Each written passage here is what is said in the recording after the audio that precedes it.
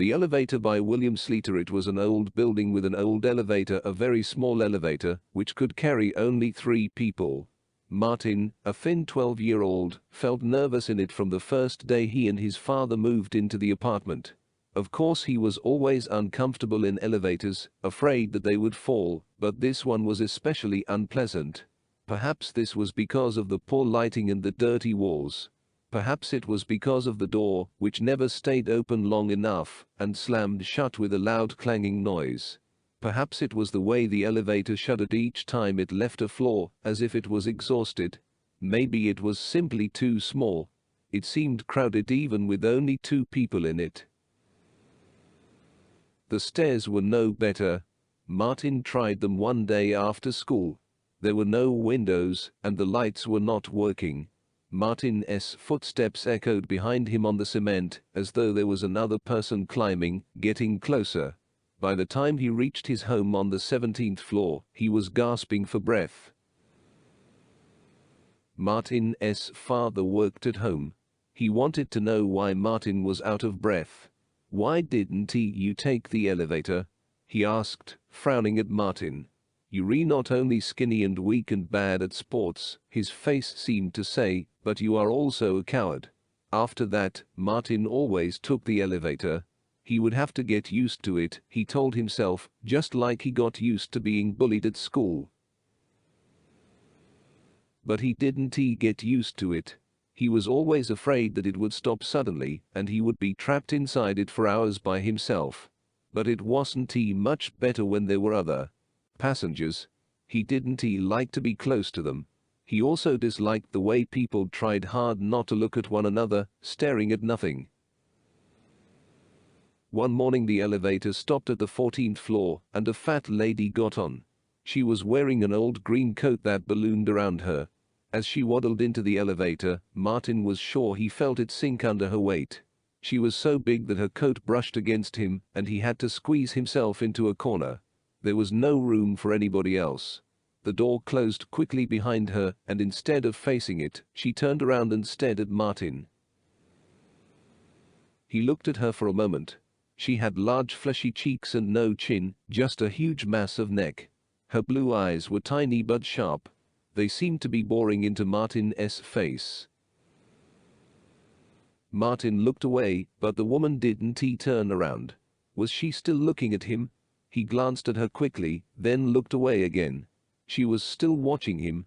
He wanted to close his eyes, he wanted to turn around and stare into the corner, but how could he? The elevator creaked down to 12, then 11. The piggy eyes were still looking at him. She had to be crazy. Why else would she stare at him like this? What was she going to do next? She did nothing. She only watched him, breathing loudly, until the elevator reached the 1st floor at last. Martin wanted to run past her to get out, but there was no room. He could only wait as she turned and moved slowly out into the lobby. Then he ran. He didn't care what she thought. He ran nearly all the way to school. He thought about her all day. Did she live in the building? He had never seen her before, and the building was not very big. Maybe she was visiting somebody, but 7:30 in the morning was too early for visiting. Martin felt nervous when he got back to the building after school. But why should he be afraid of an old lady? He felt ashamed of himself. He pressed the button and stepped into the elevator, hoping that it would not stop, but it stopped on the 3rd floor. Martin watched the door slide open, revealing a green coat, a piggish face and blue eyes which were already staring at him as if she knew he would be there. Pause 1.5 sec. It wasn't possible. It was like a nightmare. But there she was. "Going up," said Martin, his voice little more than a squeak. She nodded and stepped on. The door slammed. He watched her pudgy hand move towards the buttons. She pressed, not 14, but 18, the top floor. The elevator trembled and began to go up. The fat lady watched him. This morning she got on at the 14th floor, so why did she get on at the 3rd floor today and go up to 18? The elevator seemed to be moving more slowly than usual. Martin wanted to press 7 so that he could get out and walk up the stairs, but he couldn't reach the buttons without touching her, and he didn't want to do that. When the elevator stopped on his floor, she hardly moved out of his way. He had to squeeze past her, rubbing against her horrible scratchy coat. He was afraid the door would close before he could get out. She turned and watched him as the door slammed shut. Now she knows I live on 17, he thought. Have you ever noticed a strange lady in the elevator? He asked his father that evening. Can't he say I have, he replied, not looking away from the television. Martin knew he was probably making a mistake, but he had to tell somebody about the woman. She was in the elevator with me twice today. She just kept staring at me. She never stopped looking at me for a minute. What are you so worried about now? His father said, turning impatiently away from the television. What am I going to do with you, Martin? Honestly, now you're afraid of some poor old lady. I am not afraid. You're afraid, said his father.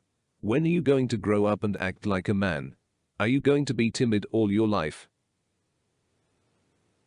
Martin didn't want to cry in front of his father, so he waited until he got to his room. His father probably knew he was crying anyway. He slept very little. In the morning, when the elevator door opened, the fat lady was waiting for him. Martin stood there, unable to move, then backed away. As she saw him, her expression changed. She smiled as the door slammed. Martin started running down the stairs. The stairs were dark and he fell. His father was silent on the way to hospital, disappointed and angry with him for being a coward and a fool. Martin had broken his leg and needed to walk on crutches. He could not use the stairs now. Was that why the fat lady had smiled? Did she know what would happen? At least his father was with him in the elevator on the way back from the hospital. There was no room for the fat lady to get in, and if she did, his father would see her, and maybe he would understand. When he got home, he could stay in the apartment for a few days. The doctor said that he had to rest as much as possible. Martin felt quite safe from the fat lady now. Oh, I almost forgot, his father reached out and pressed number 9. What are you doing? Asked Martin, trying not to sound afraid. I promised to visit Mrs. Ullman, said his father, looking at his watch as he stepped out of the elevator. Let me go with you. I want to visit her too, Martin pleaded, struggling to move on his crutches. But the door was already closing. Afraid to be in the elevator alone, said his father. Grow up, Martin. The door slammed shut. Martin hobbled to the buttons and pressed 9, but it didn't do any good. The elevator stopped at 10, where the fat lady was waiting for him. She moved in quickly, and he was too slow to get past her in time to get out. The door closed and the elevator began to move. Hello, Martin, she said, and laughed, and pushed the stop button.